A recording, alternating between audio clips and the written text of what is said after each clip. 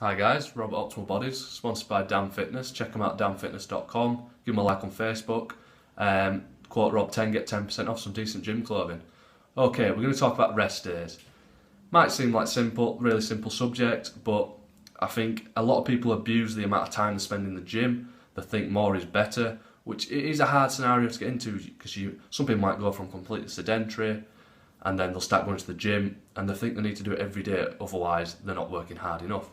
And then they can find the gains very quickly become to a halt. So it is a fine line between doing too much and not enough. There is that tipping point.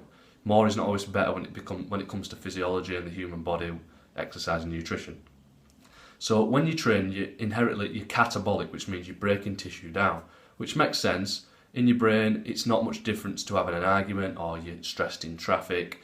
You're stressed, you go to the gym, that's a stress. Or you're just stressed at work. It's the same sort of physiology that occurs in the body. You get sympathetic nervous system activation, which is your fight or flight. You get really jacked up on adrenaline. The fight or flight hormone, so adrenaline, cortisol. It's your brain, all it thinks is survival. It needs to overcome this task to be able to survive. You put it in a stressful situation, which it might be having an argument with someone at work, might be in the car, but it might be under a heavy load, say like a squat or something like that. So it doesn't know that much difference. So it makes sense that your body will break down as any fuel source it has available. Glycogen, which is carbs stored in your muscle and your liver. Body fat, which obviously a good thing. Carbs is a good thing because it means we can eat more after we've trained to refill the muscle before it gets stored as fat. But unfortunately, it'll also take muscle tissue. It'll take what you've eaten as well, anything that's in your bloodstream, but a small percentage might come from muscle tissue. So we don't want to do too much in the gym. So to start off, that's the main message. It's hard to say for everyone, there's too many factors involved, but for a large percentage of people that are just wanting to increase the muscle mass, males and females, it does differ slightly. I've talked about this before, but for a large percentage, I would say 45 minutes to an hour. If you're working really intensely, you're not on your phone between sets, and you've just realised you've gone 10 minutes without doing anything. And I mean a full 30 to 45 minutes, an hour maximum of hard work, whereas maybe you're just resting enough to get your breath back. That means you're ready to go again. So say that's your full day. Tiny percent is this beneficial stress that you're doing in the gym to stimulate some muscle growth. If you're spending a bigger chunks in the gym your full day, you see how your recovery period is getting shorter and shorter, that window, and then what do? You go to the gym again the next day, and that can be a problem. So you can break your muscle tissue down too much, and then it don't get a chance to rebuild. Even if you're doing different body parts, muscles are never worked in isolation. Even if you're doing legs compared to upper body, you might do legs for a deadlift for a leg day. You're using a lot of upper body muscles as well, so it's not getting 100% rest as you may think it is. So, also the nervous system, that is your main driving force, that your brain sends a message to the muscle, tells it to do the movement and contract.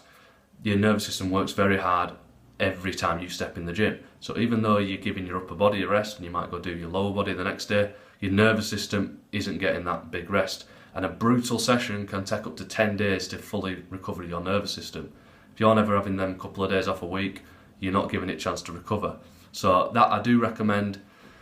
Probably for males, this is just generalising, but obviously there will be females that can handle a lot more. There'll be males that can't handle as much, but for the general advice, I'd say 2 rest days a week for males, and then maybe 3 or 4 for females. You've got to gauge it on your own life stress, your nutrition, how much you're doing in the gym, training volume. There's a lot of factors, but this is just in general. So, them couple of days, 3 or 4 days maybe in that week. If you're working really hard in the days you're in the gym, when you're out, you need that recovery. And the beneficial part is you're mainly giving the nervous system a chance to recover. So, when I used to bench press, I don't anymore if you see my previous video, but let's use that as an example. Say I bench pressed on a Tuesday, the previous day, Monday, I might do my squats. So if I do some heavy squats, and then I might have a good session, get some personal bests, really strong. So Monday, done. Tuesday, right, done lower body, we'll go do some upper body, so I might do some bench press. So in my head I'm thinking, yep, it's a completely different body part, I should be fine, should be nice and strong. And sometimes I was really tired. I couldn't improve on my lifts week after week. Sometimes I'd do less. Maybe they'd improve 2.5 kilogram, but then it'd drop back down. It just wasn't progressing, and I couldn't understand why. And then when you research into the nervous system side of it, you've really depleted your nervous system and fatigued it on the Monday doing squats, and then it needs to be fresh to be able to do maximum upper body bench press, any movement.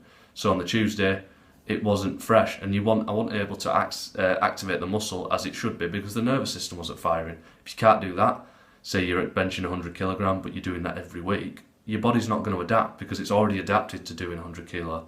So if you're not slowly increasing it, it has no reason to adapt, and then obviously your muscle growth, your chest, shoulders, triceps, whatever muscles are working in that movement, they're going to suffer. So beating around the bush a little bit, but the main thing I'm saying is these rest days are very, very important, not only for muscle growth and your muscle recovery, but for your whole system recovery, your training system, the nervous system as a whole, the whole body, the whole stress of your adrenal glands having to pump out cortisol and adrenaline. They need to recover. They don't just happen overnight. So if you're training hard, put your rest days in. Two rest days for a male, maybe 3 or 4 for a female. That's the general idea. So, and it can also affect fat loss. So if you're doing too much in the gym, you're doing too much during the week, your energy output is very high. So you might think, yeah, we're burning lots of fat, we're doing loads. Your body's not that stupid. It down-regulates, I've spoke before, it down-regulates your thyroid hormone, so your metabolism can really drop, and it just gets harder and harder to burn body fat and easier to store fat if, say, you overdo it on carbohydrates one day. So that's why some people do it, I'm training every day. You see them, they're knackered. Sometimes they're looking a bit sort of soft, holding water, even gaining body fat, and they just can't understand it, and it's because they're doing too much.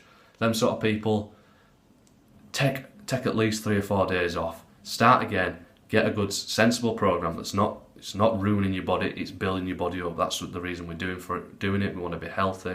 We want some of us maximal muscle gain, and it's shown that people who hold a lot of muscle tissue are more likely to not get a degenerative disease, and they're more likely to survive a degenerative disease if they unfortunately get that placed upon them. So we'll leave it there. Hopefully you've understood the importance of rest days and what they mean to your recovery and your body composition and ultimately your health. And you want to be better each time you enter the gym, and having enough rest that's the best way of doing so. It takes a bit of trial and error, and don't be scared. Don't think you've been lazy if you're having a rest day. So there's a difference between lazy and actual fatigue and needing rest. So if, say, you're just walking up the stairs and you're not feeling right, you just think, this is a hard task, even though it shouldn't be. It isn't normally for you. Then maybe your nervous system isn't firing on all cylinders. Take a day off, go back the next day, and really you can lift a lot heavier weight than you would have done, and it's more beneficial. 1 step back, 2 step forwards sort of scenario, if that's the way that you get your head around it, but it is very beneficial. So thanks for listening, guys. Any questions, post comments below, send me a private message, or please like and share my page. Invite your friends if you think they'll benefit from this information. Cheers, guys. Thanks for listening.